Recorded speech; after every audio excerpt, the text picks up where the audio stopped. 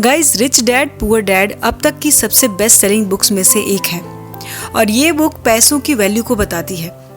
तो अब आप सोच रहे होंगे कि पैसों की वैल्यू तो हमें पता ही है, लेकिन एक बारीक सा एक छोटा सा अंतर होता है जो इस बुक के ऑथर यानी कि रॉबर्ट कियोसाकी ने बहुत ही अच्छी तरीके से एग्जाम्पल्स के थ्रू समझाया है कि पैसा क्या है और अमीर कैसे बना जाता है। इस बुक के थ्रू आप ये जानेंगे कि हमें पैसों के लिए काम नहीं करना है, बल्कि पैसों से अपने काम करवाने चाहिए। ये बुक एक मोटिवेशनल, फाइनेंशियल, सेल्फ हेल्प और लाइफ चेंजिंग बुक है, क्योंकि ये बुक ऐसे कई सारे मिथ्स को तोड़ती है कि अमीर बनने के लिए तो बहुत ज़्यादा पैसे कमाना ज़रूरी है, और ये साबित करती है कि आपका घर कोई संपत्ति नहीं है। और माँ बाप को ये बताती है कि उनके बच्चों को स्कूल में कुछ भी प्रैक्टिकल नहीं सिखाया जाता, इसीलिए उन्हें स्कूल के भरोसे नहीं रहना चाहिए। साथ ही ये बुक पेरेंट्स के लिए भी है, क्योंकि पेरेंट्स ही बच्चों के सबसे पहले गुरु होते हैं। बिजनेस और इन्वेस्टमेंट के फंडों को समझाने के लिए इस बुक को आपको ज़रूर पढ़ना चाहिए। इससे आपको मार्केट और पैसों की प्रैक्टिकल समझ आएगी, जिससे आपका फाइनेंशियल लेवल लाइफ में बहुत बदल सकता है और आप अपनी लाइफ में ज़्यादा से ज़्यादा पैसे कमा सकते हैं। तो अब बात करते हैं कि बुक का नाम रिच डैड और पुअर डैड क्यों है। ऑथर ने ये नाम इसलिए चूज किया है क्योंकि ये बुक उन्होंने अपने पर्सनल एक्सपीरियंसेस के बेसिस पर लिखी है।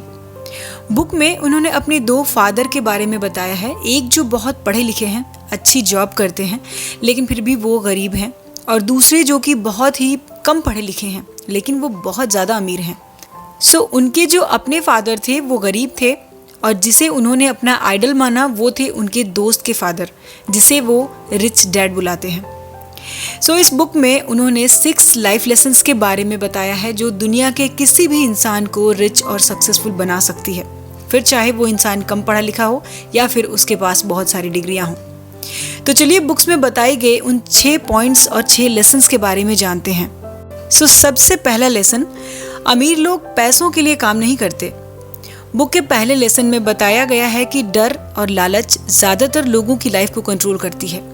लोग पैसे की कमी ना हो इसलिए काम करते हैं, और जैसे ही पैसे आ जाते हैं वो नई नई चीज़ें खरीद कर अपने लालच को बढ़ा लेते हैं, और फिर यही लालच उन्हें और पैसे कमाने पर मजबूर करता है। और ये डर कि कहीं वो अपनी ज़रूरतें पूरी ना कर पाएं और कहीं वो गरीब ना हो जाएं, इसलिए वो और भी कड़ी मेहनत करते हैं और पैसे कमाते हैं, और इसे ऑथर ने रैट रेस का नाम दिया है। इस रैट रेस में कैसे लोग डर और लालच की वजह से फंसे हुए हैं, यही उन्होंने बताया है। लेकिन ऐसा नहीं है कि लोगों को ये रैट रेस बहुत पसंद है, लेकिन बचपन से ही लोगों के मन में ये बातें बैठी हुई हैं, इसीलिए वो इन्हें इस रेस का हिस्सा बनाए रखती है। बचपन में सिखाई गई बातें कि अच्छे से पढ़ाई करो, अच्छी डिग्री लो, फिर एक अच्छी सी जॉब करो। अगर कभी कुछ और ट्राई किया तो उसमें सक्सेसफुल नहीं हो पाओगे और तुम्हारी जगह कोई और उसमें सक्सेस हो जाएगा, और यही बात लोगों को इस रेस से जोड़े रखती है। हाँ, ये सच है कि इस रैट रेस का हिस्सा बनने से आप कभी गरीब नहीं बनेंगे, आप अपनी लायबिलिटीज़ को पूरा कर पाएंगे, लेकिन आप कभी अमीर नहीं बन पाएंगे, एक क्वालिटी लाइफ नहीं जी पाएंगे, और रिटायरमेंट तक वही बोरिंग लाइफ रूटीन फॉलो करते रहेंगे। Lesson number 2, financial literacy. Financial literacy का मतलब है पैसों के काम करने का तरीका, उसकी समझ। कई टैलेंटेड लोग इस नॉलेज की कमी की वजह से ही अभी भी इस रैट रेस में ही फंसे हुए हैं। उन्हें अभी भी ये नहीं पता कि वो कितने पैसे टैक्स में चुका चुके हैं। इसे आसान भाषा में समझें तो एसेट और लायबिलिटीज के बीच का फर्क।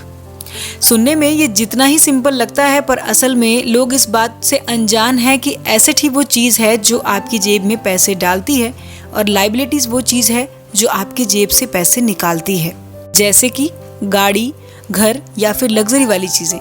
पर ये असल में लायबिलिटीज़ हैं। जब तक कि ये चीज़ें आपको कुछ कमा कर नहीं देती तब तक। अगर आपने अपने घर को रेंट पर दिया है और उससे आपको कुछ इनकम हो रही है, तभी वो आपकी एसेट कहलाती है।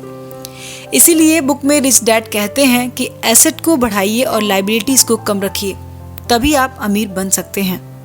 तीसरा लेसन, अपने खुद के कामों पर ध्यान दीजिए। हमें खुद के काम पर ध्यान देना चाहिए। अगर आप नौकरी कर रहे हैं तो उसमें वो सारे स्किल्स सीखें जो आपके खुद के काम को स्टार्ट और ग्रो करने में आपकी हेल्प कर सके। फॉर एग्जाम्पल, मैकडॉनल्ड्स के मालिक बर्गर के बिजनेस के साथ साथ रेस्टोरेंट का भी बिजनेस करते थे, इसीलिए वो इतना अमीर बन पाए थे। सो ऑथर कहते हैं कि अपनी जॉब के साथ साथ वो स्किल्स भी सीखिए जिसमें आप अपना बिजनेस खड़ा कर सकें। फाइनेंशियल नॉलेज लेकर एसेट बनाइए और उसमें लग जाइए, क्योंकि जॉब से सिर्फ उतनी ही इनकम होती है जितने में हमारे बिल्स पे हो सकें। इसीलिए अपने एसेट्स बनाइए, उसमें ग्रो करने से ही हम सही मायने में अमीर बन सकते हैं। लेसन नंबर 4, अमीर लोग पैसे को इन्वेंट कैसे करते हैं। जितने भी सक्सेसफुल अमीर लोग हैं जैसे कि बिल गेट्स, धीरू भाई अंबानी, जेफ बेजोस, वो सब अपॉर्चुनिटीज़ को पहले से ही देख लेते हैं और उसी को यूज़ करके आगे बढ़ते हैं। मार्केट में क्या डिमांड है, लोगों को क्या चाहिए, उन चीज़ों को देखकर वो ऑब्जर्व करते हैं और अपने आइडियाज़ लगाकर उनकी ज़रूरतों को पूरा करते हैं। फिर यही उन्हें सक्सेसफुल और अमीर बनाता है। इसीलिए तो अमीर लोग अपने रिवोल्यूशनरी आइडियाज़ को लगाकर मनी को इन्वेंट करते रहते हैं। लेसन नंबर 5, टैक्स की हिस्ट्री और कॉरपोरेशन की पावर। इस लेसन में ऑथर टैक्स की हिस्ट्री बताते हैं कि टैक्स की शुरुआत अमीर और गरीब के बीच के गैप को ख़त्म करने के लिए हुआ था। अमीर लोगों से टैक्स लिया जाए और उन पैसों को गरीबों की सुख सुविधाओं के लिए खर्च किया जाए। पर बाद में मिडिल क्लास लोगों पर भी ये टैक्स लागू हो गए। पर अब सरकारी खाते में जो ज़्यादा टैक्स जाता है वो मिडिल क्लास लोगों से ही आता है, क्योंकि अमीर लोग तो किसी न किसी तरीके से टैक्स पे करने से बच ही जाते हैं। क्योंकि अमीर लोग पहले कमाते हैं फिर खर्च करते हैं, अगर बच जाता है तो ही उसे टैक्स पे करते हैं। और मिडिल क्लास या गरीब लोग पहले कमाते हैं फिर टैक्स पे करते हैं और उसके बाद जो बचता है उसे खर्च करते हैं। लेसन नंबर 6, सीखने के लिए काम करें, सिर्फ पैसों के लिए नहीं। कोई भी आइडिया तभी काम करता है जब हम उसे एक्शन में ले लें, उसमें हमें अच्छी नॉलेज हो। सो ऑथर अपनी लाइफ में कई तरह के काम करते रहे हैं जिससे उन्हें हर एरिया में अच्छी खासी नॉलेज मिलती रही है और यही उन्हें एक सक्सेसफुल बिजनेसमैन बनाने में हेल्प करती है। तो सिर्फ मंथ के एंड में मिलने वाली सैलरी के लिए अपने काम ना करें, बल्कि कुछ सीखने के लिए भी काम करें। अलग अलग फील्ड की नॉलेज रखें और उन फील्ड के एक्सपर्ट के साथ जुड़े रहें। अपने काम के लिए हमेशा आगे रहें, यही आपको ग्रो होने में हेल्प करेगा। सो बुक के लास्ट में ऑथर हमें एक बार फिर से याद दिलाने की कोशिश करते हैं कि गरीब और मिडिल क्लास लोग पैसों के लिए काम करते हैं, वहीं अमीर लोगों के लिए पैसा काम करता है। अमीर लोग अपने एसेट्स कॉलम को बढ़ाने में लगे रहते हैं और उनसे जो उन्हें बेनिफिट मिलता है उसे दोबारा वो वहीं पर इन्वेस्ट कर देते हैं और इस तरह से उनका पैसा उनके लिए लगातार काम करता रहता है। सो गाइज, आज की वीडियो में इतना ही। वीडियो आपको कैसा लगा कमेंट ज़रूर करें। वीडियो पसंद आए तो लाइक करें और इसी तरह की और भी वीडियोस को देखने के लिए चैनल को सब्सक्राइब कर लें। सो हम मिलेंगे अपने नेक्स्ट वीडियो में नेक्स्ट टॉपिक के साथ। अपना कीमती समय देने के लिए धन्यवाद।